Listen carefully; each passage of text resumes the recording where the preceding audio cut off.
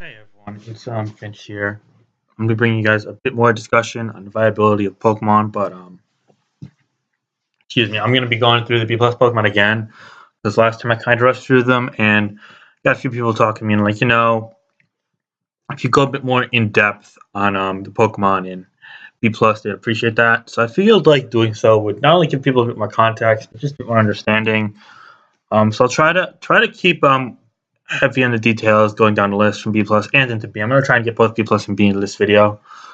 Even though I did touch on B plus last time, I'm fine taking another video just to go in detail because I know I rushed through it last time. So I'm sorry for that, and I'm definitely looking forward to getting back into it. I'm not gonna get out another video for the next 5 to 7 days. Honestly, life has been picking up, and this weekend I'm going back home for holidays, see my family, whatnot. So it's gonna be great. I love seeing my family, but that limits my recording capabilities. Over the summer, I'm able to record my basement during afternoons, but like when I'm home for like a long weekend and shit, my family like wants to spend time with me, and I totally want to spend time with them too. So my ability to record, of course, is diminished a bit. Let alone getting done tournament games and stuff. This weekend is gonna be a mess for that. But anyway, I got a notification on PS. I'm gonna pause. I'm gonna respond to that, and then I'm gonna get into this in a minute. So let's see.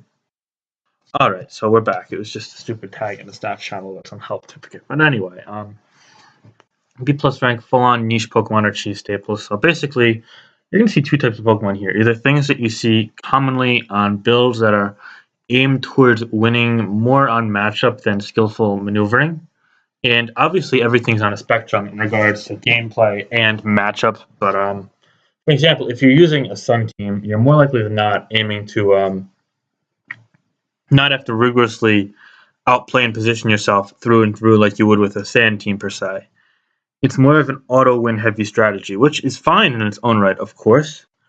But Pokemon that fit on that are obviously a bit less common than Pokemon that find themselves on more common, consistent teams. Like Tyranitar is obviously going to be a top 5 Pokemon, whereas Ninetails is falling all the way down into the depths of B+. And then you also see Pokemon that you see on like stall teams, which again, fine, are actually a bit more skill heavy than Sun probably, but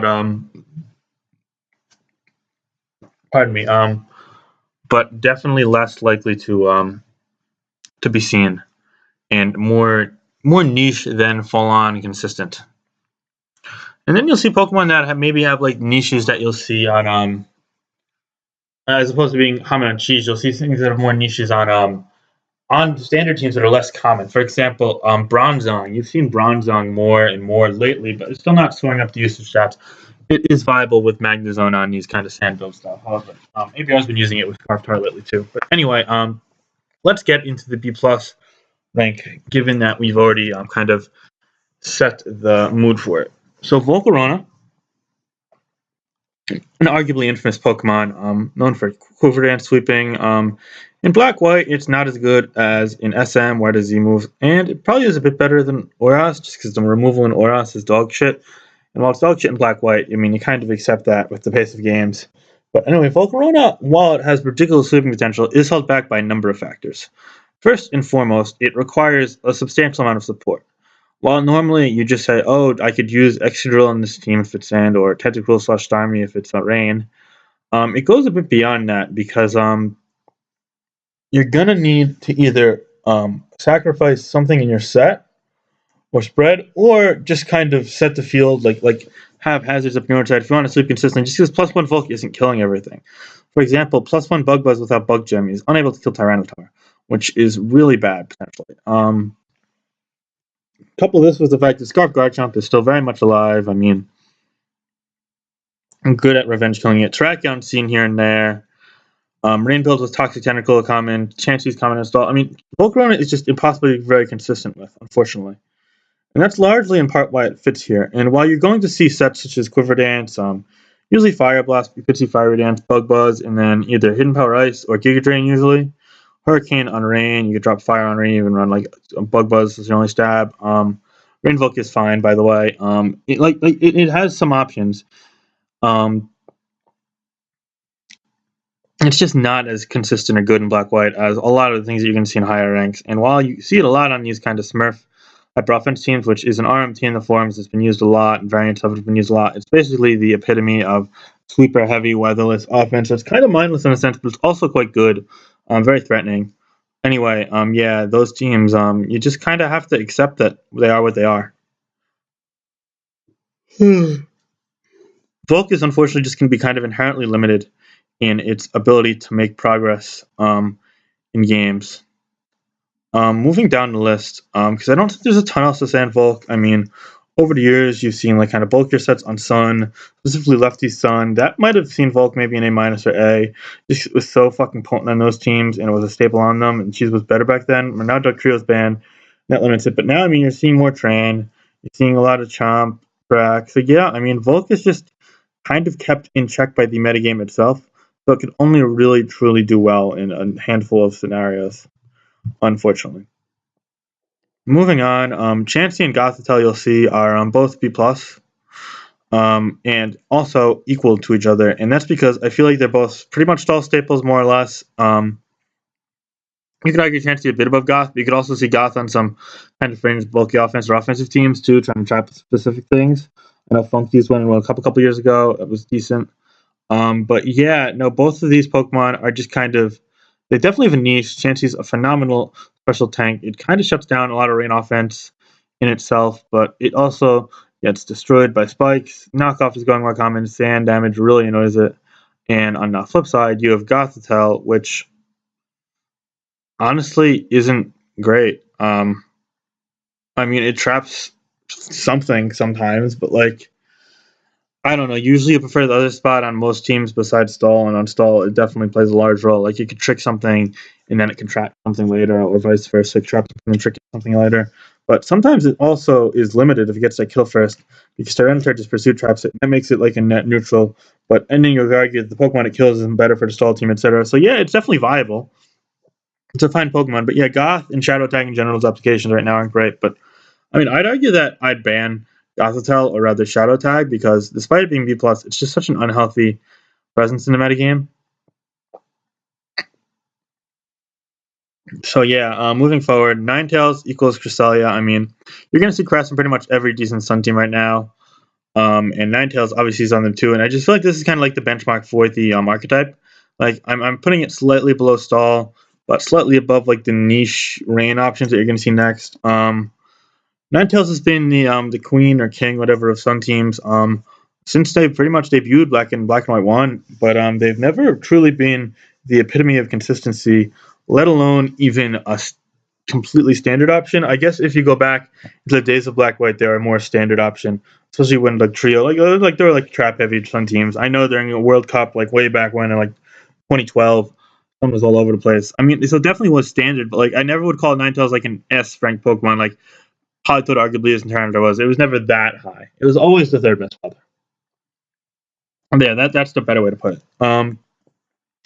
But anyway, regardless of that in itself, Ninetales is fine, and some teams are fine, but they're definitely plagued with inconsistencies. And while there are also a lot of pros, most pros are met with equally troublesome cons. So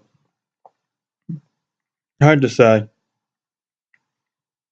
Sorry, it's my throat, but yeah, I mean, Crest is just one of these unkillable Pokemon when Sun is up for good. It walls an ungodly amount of things, and it's got these Moonlights, Toxic, Hidden Power Fire, Ice Beam. It could even use Skill Swap for the increasingly common Reuniclus. So, yeah, I mean, that is definitely worth making note of. Both these Pokemon belong in B+, no doubt about it.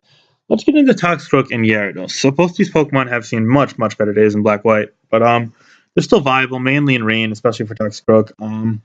Toxicroak himself is an inherently annoying Pokemon to face, but you're seeing more things pop up that annoy it, and also the things that it could use be limited. For example, back in, like, say, 2013, Swordsman Toxicroak was quite good, but I mean, now, it just isn't strong enough, let alone legitimate enough to merit usage, especially with Reuniclus being all over the tier, Scarf Browns, you name it, all these Pokemon that check it. However, the sub Toxic variant has been really nice because it lures a number of things, and you can run Ice Punch on it to hit the ground. You get a free sub against a number of things. You check Keldeo for the most part. So yeah, I mean that is really cool, but Reuniclus just makes it completely useless. If it lacks Ice Punch, as does Gliscor. More Jellicent run Nightshade. There's a lot more momentum-oriented things, more Ferrothorn running Gyro Ball now than before, so it just makes life as Toxicroak kind of challenging, unfortunately. Sorry,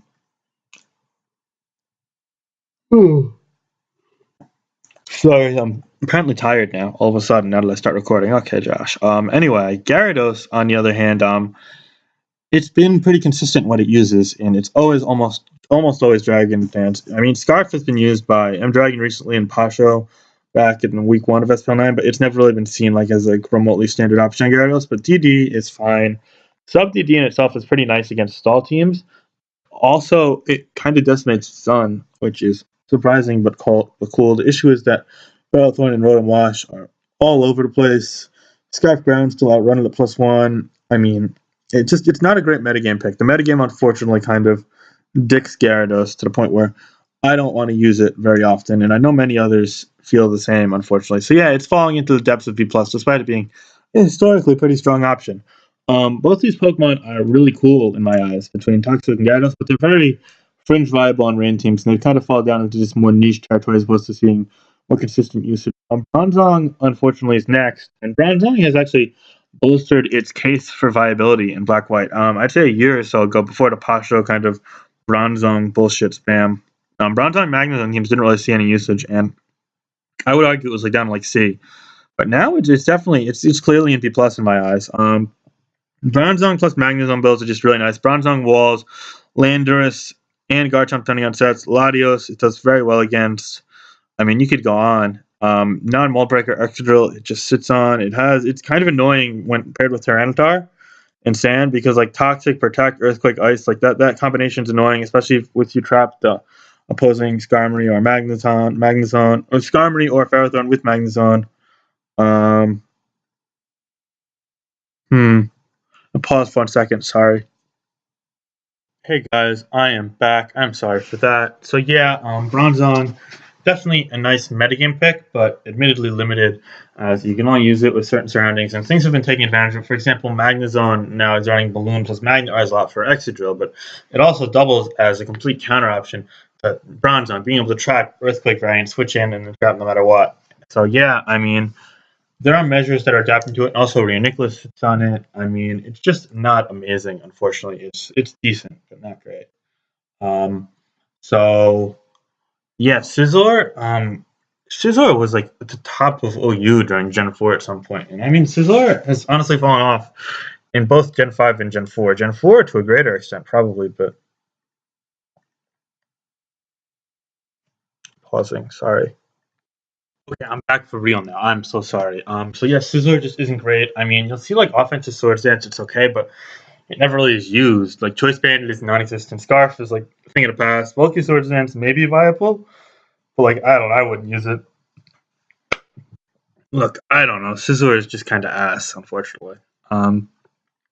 Fortress and Zatu are next. Honestly, you can move them above Scizor, and I wouldn't blink an eye. But they're kind of the removers that you'll see really strictly on stall, specifically Sun teams. I think they're about on par with each other. I think like someone like ABR would say, "Oh, Zatu's better," and like the guys on West would say Fortress is better. And then kind of the division between Dice Sun and ABR Sun themselves. I could go into that in more depth in the future, but yeah, I mean, they're both removers. Fortress has historically been kind of okay option. You've seen it be fringe viable on standard teams, but not really nowadays. Like that team Zamog used in S-Tour finals, in my opinion, was really vulnerable to a lot of things, and Fortress was the stem of that issue in itself. But I mean, that aside, I mean, there are a couple other people that tried to make Fortress work recently, and it's just like you're trying to make something work that just historically has been proven not to work. It's just not worth it. And I mean, there are just better options than Fortress, unfortunately. I'd rather use Excadrill plus a normal Spiker. And if I'm using Toxic Spikes, I'd much rather use Rain than Sand. Like, that's just how it is, I mean, in general. And Zatu is actually a nice option. It has Reflect for Tar. It beats the Spikers really well. It's just a nice pick, but excuse me. It definitely has a downside. It's a pretty bad Pokemon in general. Yeah, I'm not really huge on it, but it does check some things for sure. Moving onward, Latias is just okay. I mean, sub-CM sets have been niche forever, but have they really ever been good? I mean, it needs like Rain and Toxic Spikes. I don't know. I wouldn't use that set without a ton of support.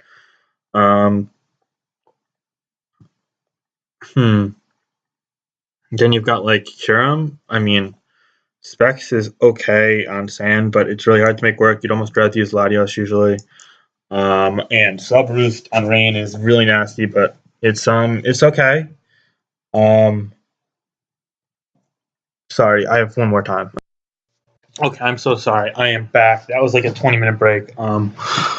I just had some shit that was going on that didn't stop, and I had to take care of it. But anyway, everything's good now. It wasn't like important shit. It was just like someone needed to talk to me. But yeah, Latios is really limited in its niche. Latios is so much better offensively, and Latios defensively just isn't great. And Healing Wish isn't enough of a merit. Isn't enough to warrant considerably usage amount on standard teams. So yeah, you'll see it like sub combined on Rain, or maybe on the occasion like Hyper Offense Healing Wish, but really sporadically used. Not great. And the Karam Specs is pretty decent, but hard to use. And Latios and even Hard Dragon sees more usage, whereas Bruce is super annoying, but it's not great. I mean, and it's harder to use than Specs even probably. I mean, hard to make fit on teams. It's just that you need support and it's weak to rocks. It doesn't really check a ton. It's hard. Let's go down to B rank. So top of B, you'll see a Powdon. I mean, you could argue a Powdon's B plus, but it just doesn't see much usage. It doesn't fit onto mainstream archetypes. It's just a nice Pokemon. It walls a lot. It sets up rocks pretty reliably. Hippo's cool, but it's not great. And using teams without the heart makes you feel vulnerable as fuck to Latias usually. I don't like that in itself.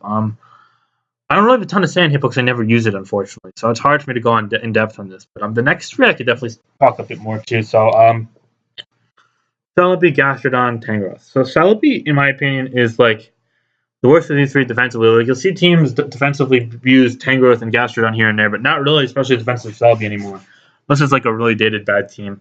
But Celebi at least has some like utility niche. So I kind of view these guys as like similarly mediocre or middling in my eyes. So Celebi first and foremost, nasty flat baton pass stuff is probably the best way to make use of it, but really it's not even that great in itself. I almost prefer Mew in that role, and Celebi just isn't great. I mean, nasty flat 3 attacks has been used before, but not in a modern setting, and especially defensive is just garbage. I mean, I would never use it. It enables spikers so much, and then you got to support it, and then you're better off using other things anyway with the support, and it's just like, ugh. So yeah, I'm not high on Celebi, but it is indeed the best, probably the best Keldeo answer in the tier right now. I'll give it that, and it's really annoying for some builds to deal with if it's paired with a spinner, but like it's just like it's hard to be consistent with, despite it being a Pokemon you want to use in standard teams, which kind of the goal of this to be consistent. It's kind of like the Zard Y versus Volt conundrum in SM in a sense that like sure Zard Y does well against teams that lack talk specs, but at that point, since you're risking the matchup already, you might as well go all the way in and just use Volcarona. Like that's why I'll never use Zard Y in SM. And I know it's kind of a distant comparison, but like in a way, whereas Celebi plus spin, but like hazard control or spin like spikes control is decent. Like you'd rather use other things in place of it and just generate more consistent teams against the alternative to begin with. So I hope that makes some sense too. If not, then just regard it and know that I've used Celebi as very mediocre. Gastrodon, on the other hand, actually is kind of cool, especially now with Bulbapeer and Nicholas. You can kind of get away with checking that, especially with Clear Smog. And it's nice against rain. Checks Scarf Keldeo, it checks Thunderous very well. The main issue is it enables Ferrothorn and it takes status a ton, and it kind of gets passive over time. It's really Scald is the only weapon it has that's exposure that's not passive. And that's a 30% burn, which can be great, but it also can be kind of disappointing if it doesn't work out. So yeah, I mean, Gastro's good. I've seen TDK generate a couple teams with it. That's nice, but definitely wouldn't call it a consistent standard option. I think it belongs in B, which is again even more niche options, more inconsistently seen options. And then Tangrowth is the last one. Pretty good on that old Tokyo Tom kind of rain semi stall, and you'll see it on stalls or balances here and there, especially on teams that have gravity, because then you want like an actual ground check, and Tangrowth is as good as it gets for a gravity ground check, I would say.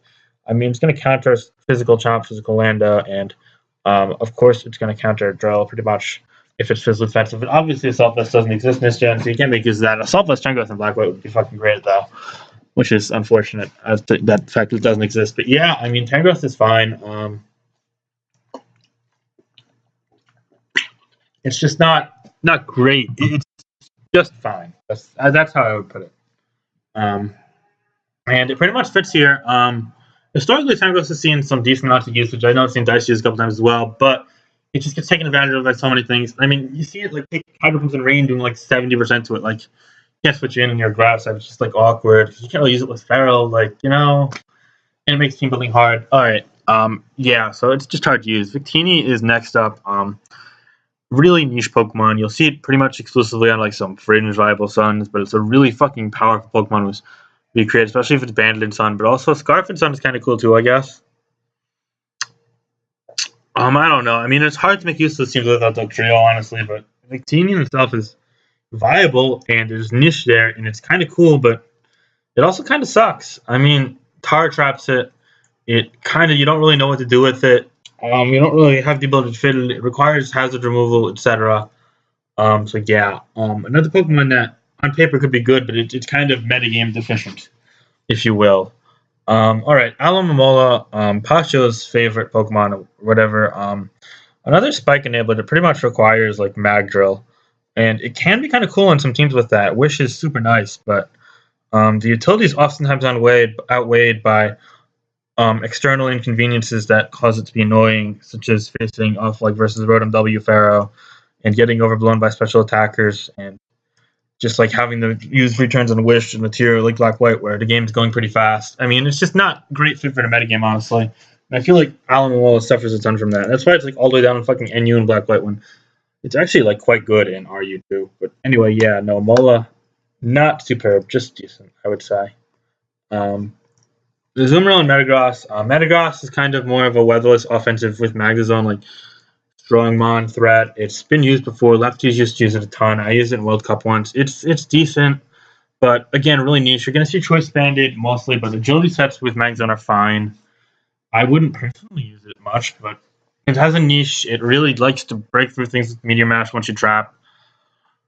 Azumarill honestly probably should be a bit higher than this, but like anyway, Choice Banded Rain is phenomenal. It's so hard hitting, but the issue is that you kind of have to rely on Aqua Jet to revenge kill on some teams, so it makes your team building uneven in a weird sense. And B, it's fucking hard walled by Jellicent, which is popping up more and more. So that's really unfortunate. I mean, if it got Belly Drum Aqua Jet this gen, it would be so cool, but it doesn't. Azumarill is just kind of always a limited but viable option, I would say. And I rank both of these above Zapdos, which might be surprising to some of you, but I don't know. Zapdos just isn't great in Black and White. It's a nice check to some rain teams, especially Torn Rain. It does well against. I like Subroost, honestly, but I would never use it on sand. I feel like it gets overwhelmed by opposing sand, so I just don't think it does much. Like, it's kind of annoying to switch into with Par for Lotties, but like at the same time, I don't know. Like, you just don't check or counter a ton, and you don't generate enough offensive utility to merit it, and you're just kind of really inconsistent. And you want ice, fire, electric, toxic, roost, sub. It's so much. I can't justify using Zapdos and Black White at all right now.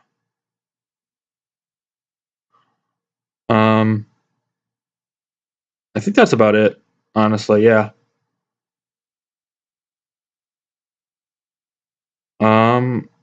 Let me just scroll down for a second to see.